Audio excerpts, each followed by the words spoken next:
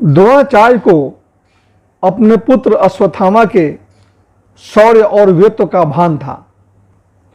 उनको अपने पुत्र की जब मृत्यु का समाचार सुनाया गया तो सहसा उन्हें विश्वास नहीं हो रहा था।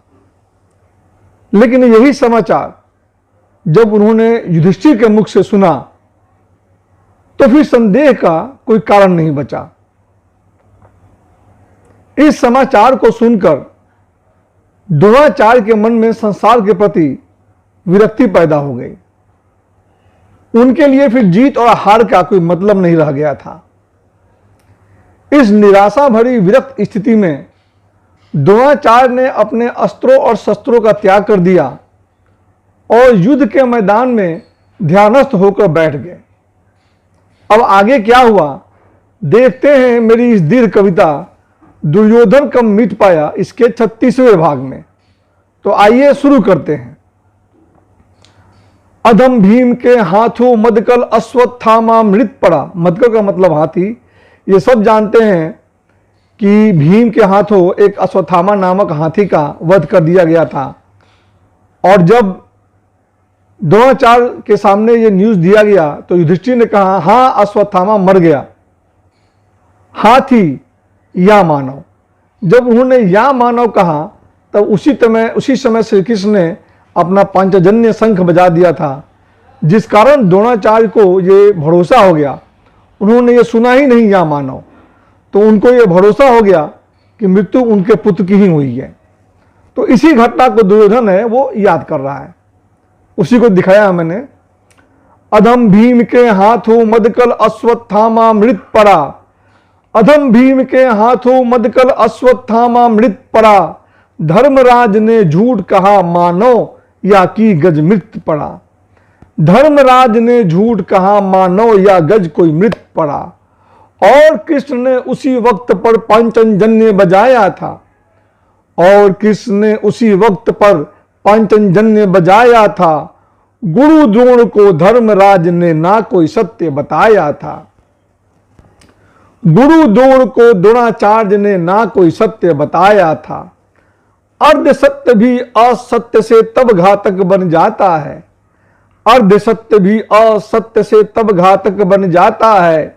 धर्मराज जैसों की वाणी से छन छन कर आता है। धर्मराज जैसों की वाणी से जब छन छन आता है। युधिष्ठिर के अर्ध सत्य को गुरु द्रोण ने सच माना, युधिष्ठिर के अर्ध सत्य को गुरु द्रोण ने सत्य माना। प्रेम पुत्र से करते थे कितना जग ने ये पहचाना, प्रेम पुत्र से करते थे कितना जग ने ये पहचाना।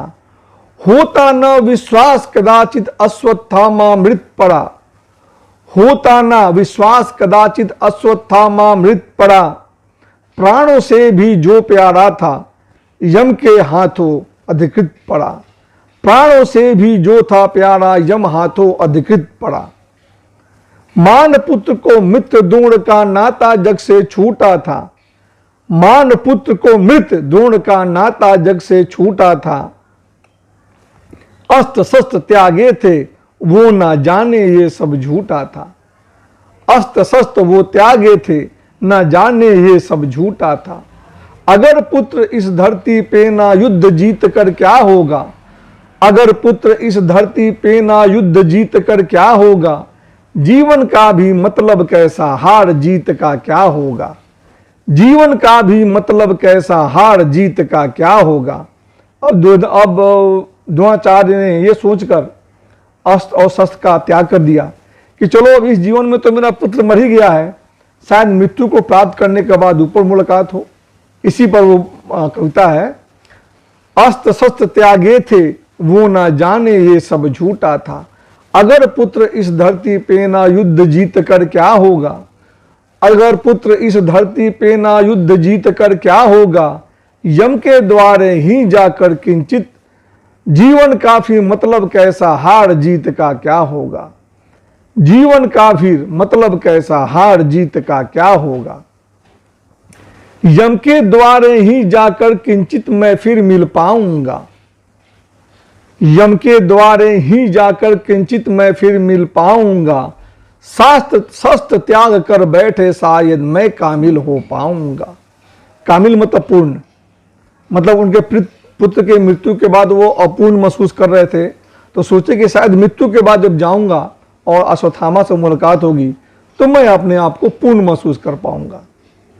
यम के द्वारे ही जाकर किंचित मैं फिर मिल पाऊंगा, शस्त्र त्याग कर बैठे शायद मर कामिल हो पाऊंगा।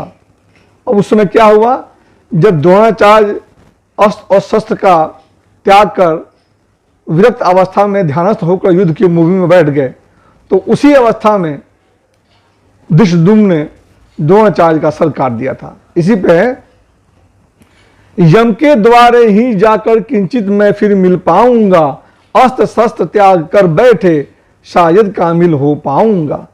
धृष्टद्युम्न के हाथों ने फिर कैसा वो दुष्कर्म रचा, धृष्टद्युम्न के हाथों ने फिर कैसा वो दुष्कर्म रचा, गुरु द्रोण को वधने में नयनों में ना कोई शर्म बचा, गुरु द्रोण को वधने में नयनों में ना कोई शर्म बचा। शस्त्रहीन ध्यानस्थ द्रोण का मस्तक मर्दन कर छल से, शस्त्रहीन ध्यानस्थ द्रोण का मस्तक मर्दन कर छल से, पूर्ण किया था कर्ण असंभव, पूर्ण किया था कर्म असंभव ना कर पाता जो बल से।